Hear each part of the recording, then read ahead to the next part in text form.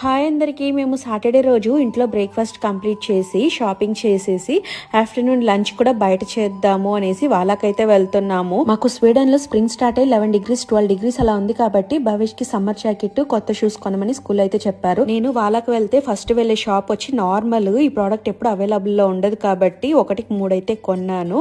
ఇంకా భవిష్ కి shoes jacket కొనాలనేసి ఒక షాప్ కి అయితే వెళ్ళాము. అక్కడ చూసారంటే చాలా మంది చిన్నపిల్లలు షూస్ అయితే ట్రై చేస్తున్నారు. భవిష్ అయితే ఏది సెట్ అవ్వలేదు. ఇంకా నేరుగా H&M కి వెళ్ళినాము. ఇక్కడ చాలా షూస్ ఉన్నాయి. ఇంకా అన్ని ట్రై చేసినాము. నాకు బ్లాక్ కలర్ ది నచ్చింది, మా హస్బెండ్ వైట్ కలర్ తెత్తారు.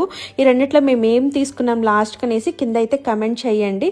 ఇంకా సమ్మర్ కి జాకెట్ కొనాలనేసి వేరే షాప్ కి అయితే వెళ్ళినాము. అక్కడ భవేష్ కి అయితే ట్రై చేసి చూసాము.